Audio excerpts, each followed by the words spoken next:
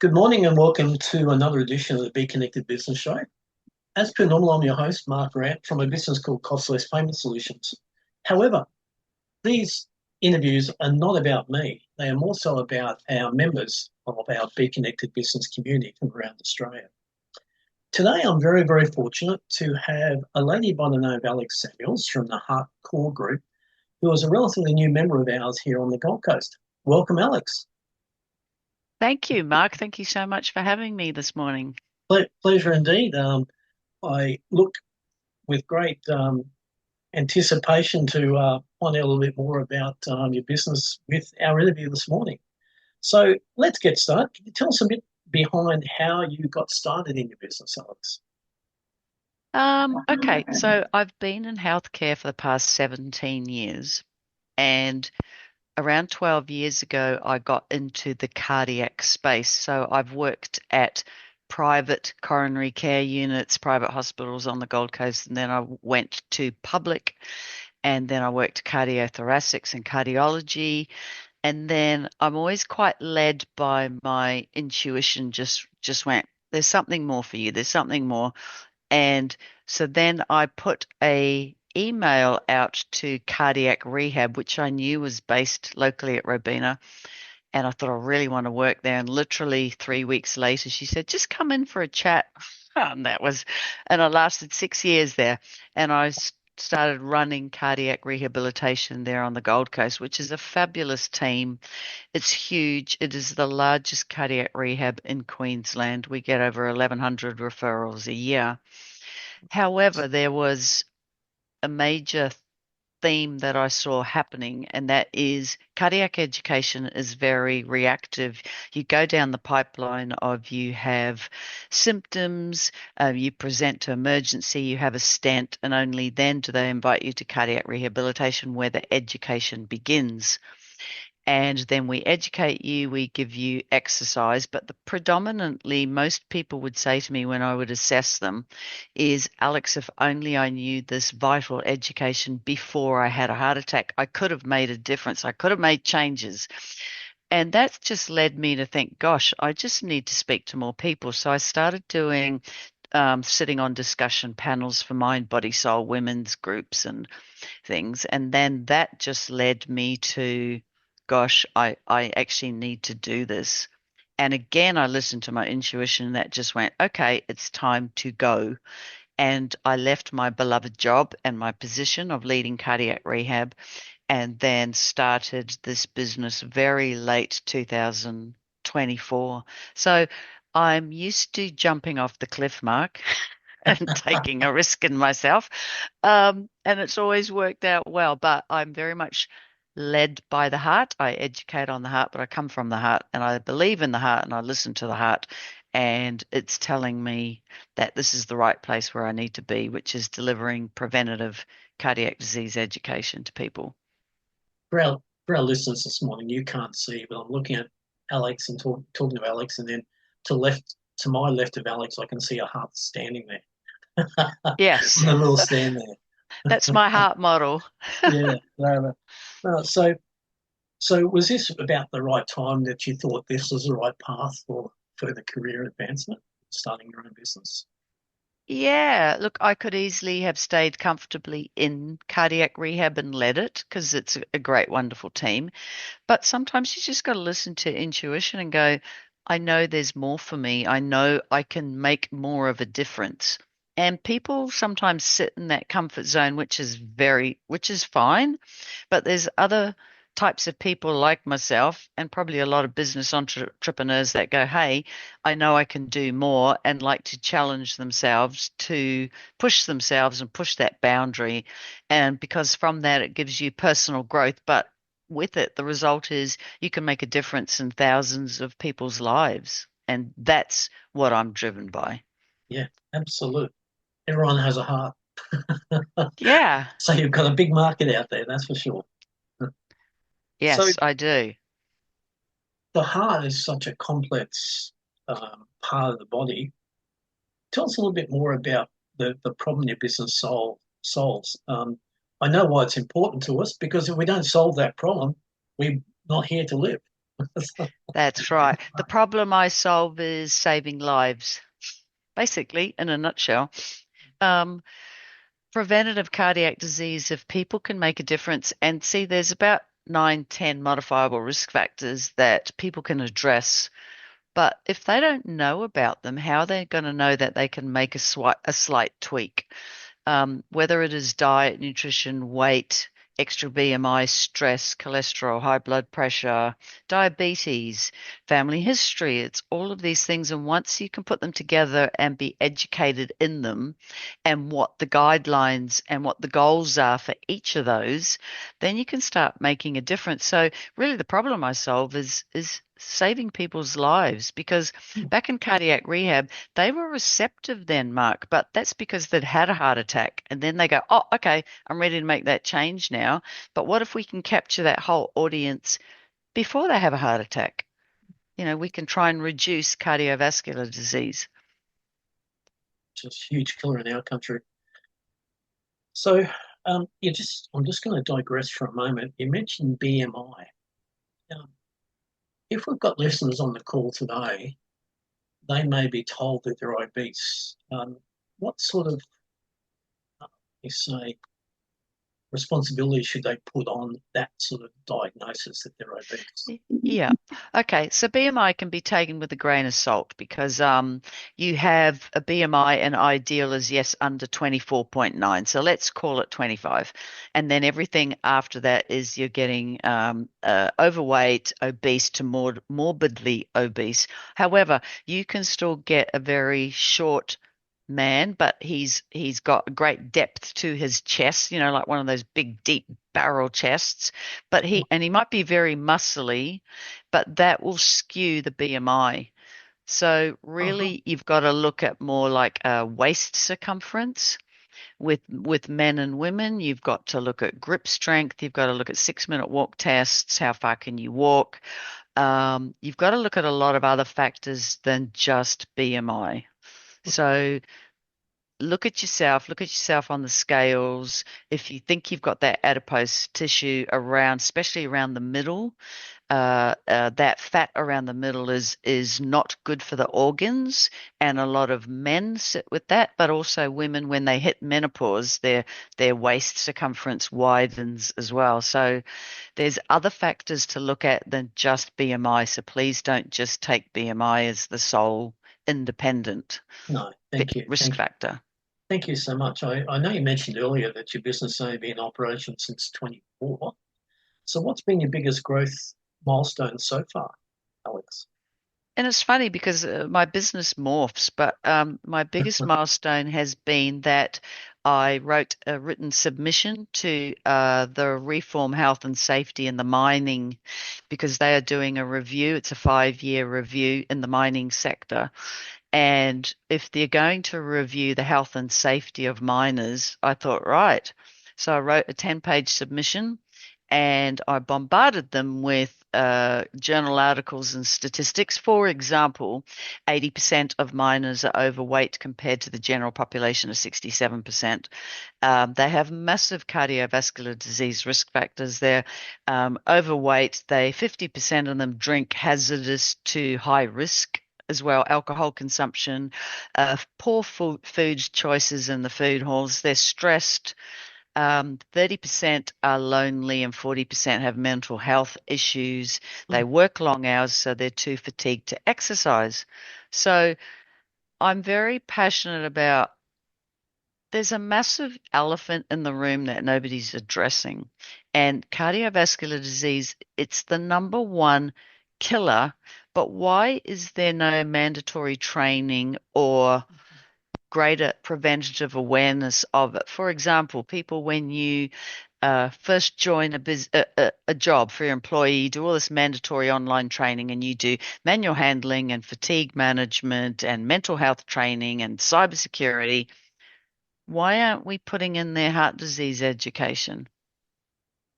And so my biggest milestone is really writing to them my written submission, but I have had replies from them.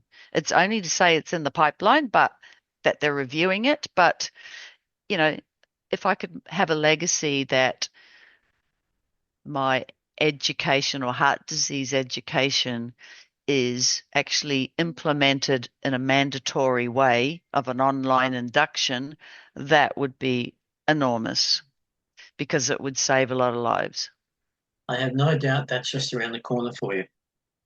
I hope so. Oh, it has to be. So, when things are uncertain, how do you make decisions in your business? Ah, okay. I have a lot of belief in myself. Good. And I think business people need to, because we wouldn't be in the business and we wouldn't start the business. Creating a business is not the easiest thing to do. So you need to have that belief in what you're doing and that you're going to improve other people's lives. You need to have the belief in that you can deliver the goods, that you are an expert in your field, that you can help people.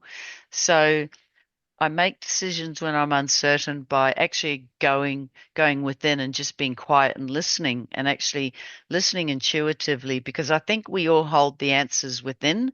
It's just we all lead such busy lives that we don't listen, but our mind, spirit, and heart tell us and guide us. We just need to tap in and listen. So I'm very much guided by, yes, my belief in myself and what I'm doing is a good thing.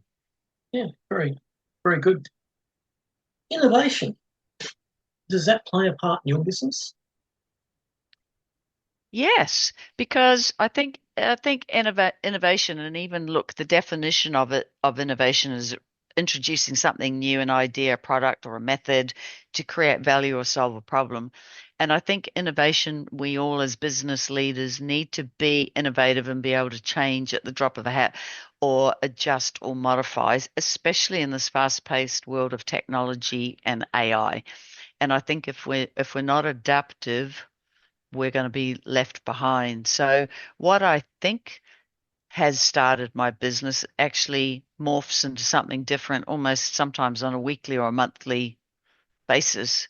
But you need to be able to adapt and change to where you think you are best needed and where you can best deliver that product or service. Yeah, okay. No, thank you. So let's talk about, we all face challenges in life and business. What's been your biggest challenge in business and how did you overcome that, Alex? Gosh, my biggest challenges I face for me is marketing or getting my business on board other businesses.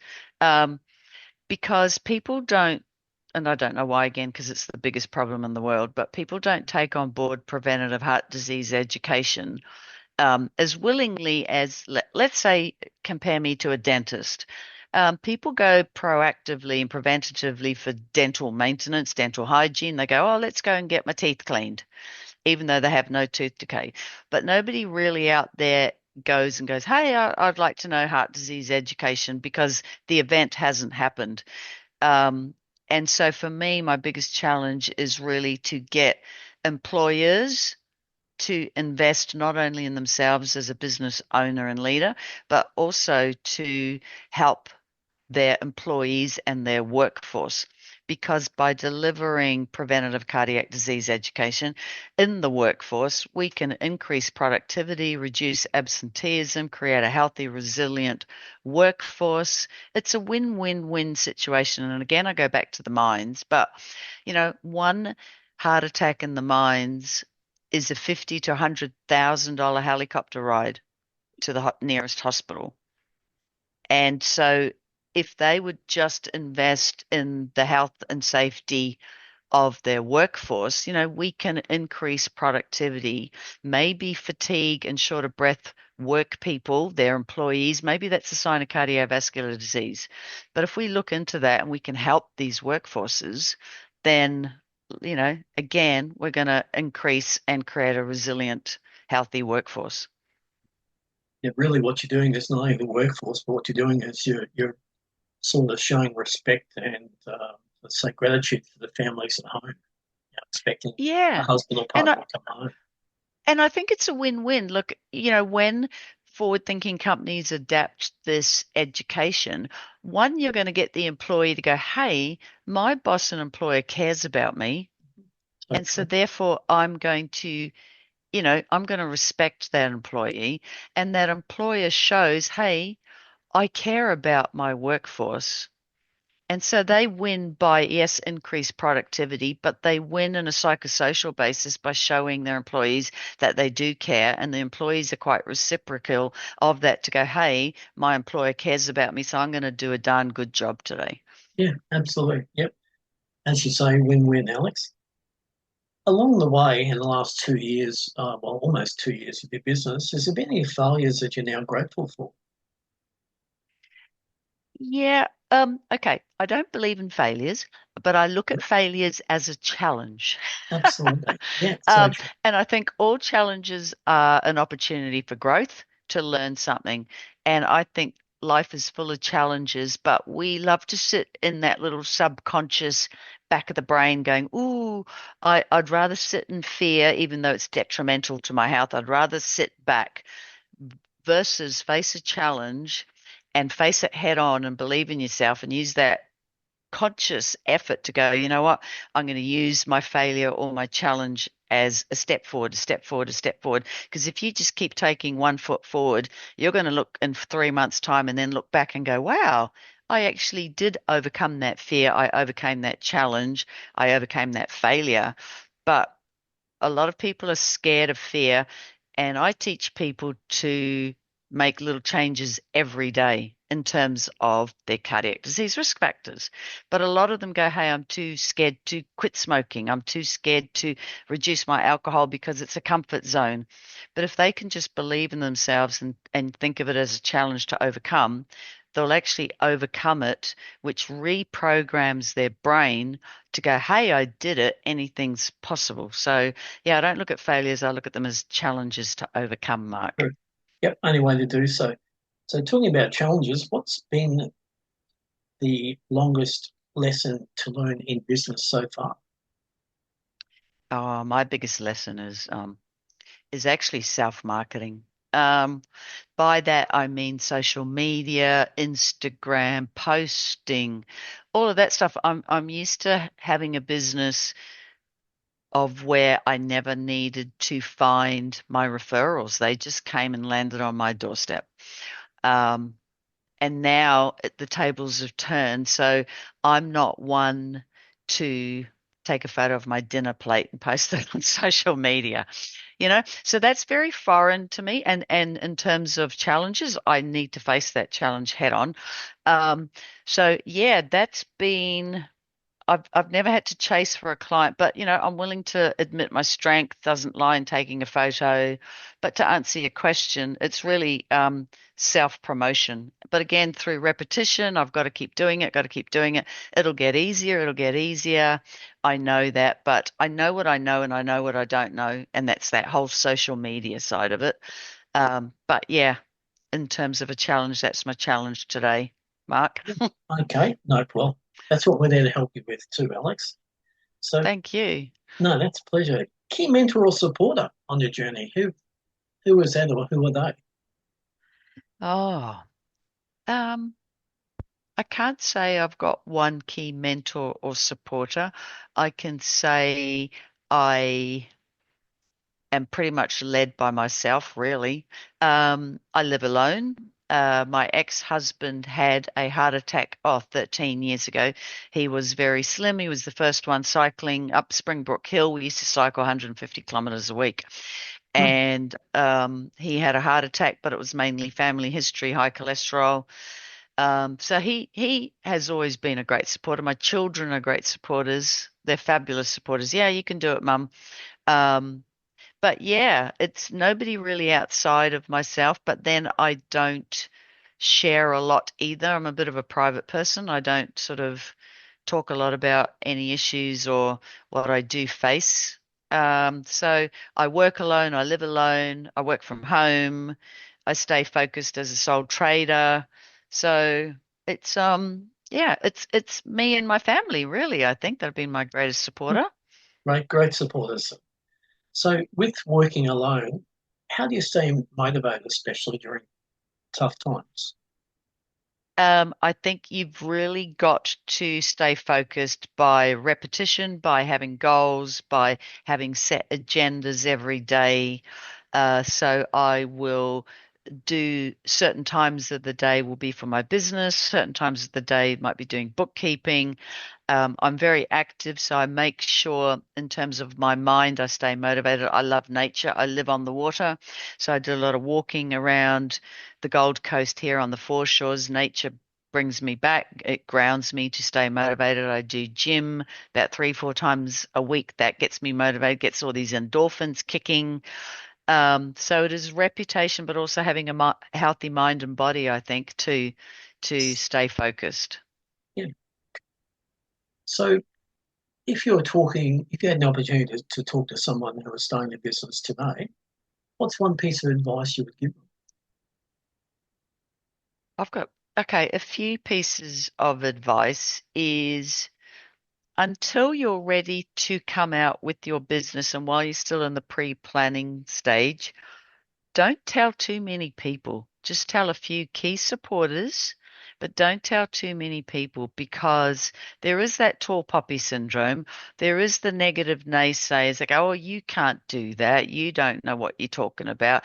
And to me, you don't need that influence in your mind, body, soul. You just need to believe in you and only have a few key positive support people around you. So I didn't come out of the closet, so to speak, until I was ready to launch my business. But it took months to build that business, but I didn't want any distractions. I wanted it pure and intent from this is me, this is what I want to deliver. So I had no outside influences at all. But I think if you also start a business, you need to have a structured action plan. You need to know what truly resonates with you. Are you really passionate in what you want to do? Because if you don't have that passionate driver, it's going to make you starting this business so much harder. You got to look at is there a market for it? So there's a lot of key things to starting a new business, but definitely believe in yourself, back yourself. If that's what you truly believe and your heart is doing, then just go for it. But don't tell too many people. In no pun intended with your heart is going. What's that? No pun intended when you mention where your heart is going. Yes, absolutely. The heart's the boss, Mark. Love it. So let's wind the clock back to 2024 when you started your business. What would you have done differently?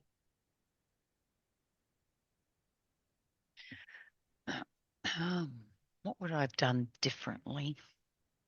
Probably nothing. I think I executed it pretty well by doing everything I just said before, by keeping it to myself, by staying pure to what I wanted to do, and that's how I created it. I didn't want that outside influence. Um, if anything, could I have started it younger? Maybe, but it was all in the timing. I believe in the timing. Yeah, I don't think I would have done anything different. Um, Yeah, no, I don't think I would have done anything different, Yeah. Mark. Okay, Alex. So this morning you've mentioned this word a couple of times, mindset. So what mindsets helped you most in your business? Absolute positive mindset. And you need to reaffirm that every day because you got that little schmeagle on your shoulder going, no, you can't do it, or I'm too scared to pick up that telephone, or I don't want to talk to that person. And so the mindset needs to be positive. It needs to have that self-belief to go, I can do it. I trust. I surrender in the process. I believe. And you wake up every day. I've always been a positive person. I've never been a glass half empty person. I've always been a glass half full person. And so I wake up, I open my curtains, I see the lake. It's a beautiful day. That's how I start my day. I don't watch a lot of negativity on television. That doesn't motivate me. It's a lot of fear driven. We are a very fear driven society. We have so many stresses in our life. It's workplace stresses, family stresses. We have psychological stresses. Then we just turn on the TV and we've got war stresses and economic financial stresses. It just, the list goes on. So I observe that, but I don't take it on board because it's not where my focus lies. And I do believe where your focus lies and your energy lies, that's what you manifest and create. So don't distract yourself from any negativity. Just stay focused on the positive because where your focus lies, that's where you're going to go. And your subconscious is very accurate in if you say you can do it, your subconscious go, yep, you can do it. If you say I can't do it, your subconscious go, yep, you're right, you can't do it. So it's exactly what you're speaking to yourself, but you need that repetition. You need to visualize it. You need to feel it with your heart. So, for example, say right now, where do you see yourself at Christmas? Visualize it, see it, feel it. Who have you got the people around you? How do you feel having been there and succeeded at Christmas? And just focus on that and disregard everything else. Turn that tally off, watch YouTube, watch something educational, but turn that reality tally off. Yeah. So please tell me, what does a typical day in your life look like? Okay. I have set days for times and work. I must admit, I'm not an early riser. I'm not a 5 a.m.er. I got to admit, I've done that enough years that I went, no, this is my business. And because I live alone, work alone, I think, okay, I might get up at 6:30, but I do like to go to the gym first or go for my walk first. That might take a couple of hours, but by the time I get back home into my office, it might be 10:30. Doesn't matter.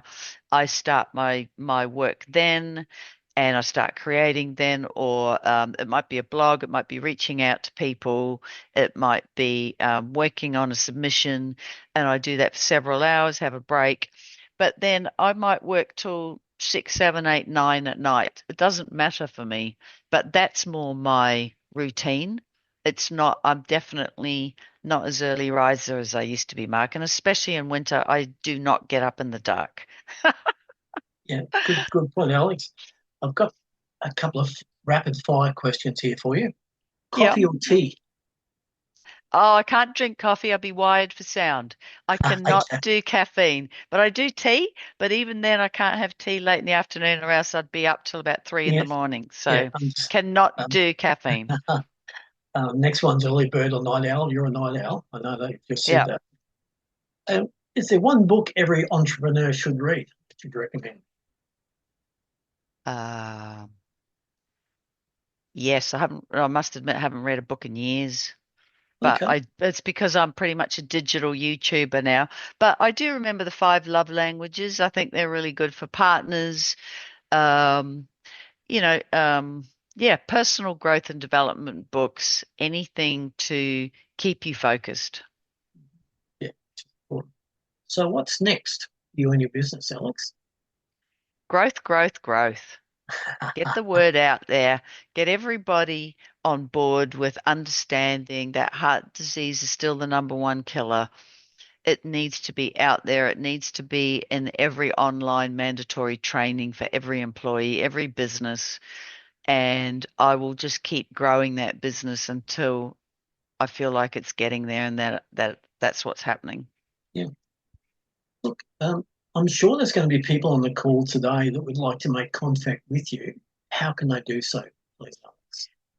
They can simply just hop onto my website, which is heartcoregroup.com, which is HEARTCORE group.com.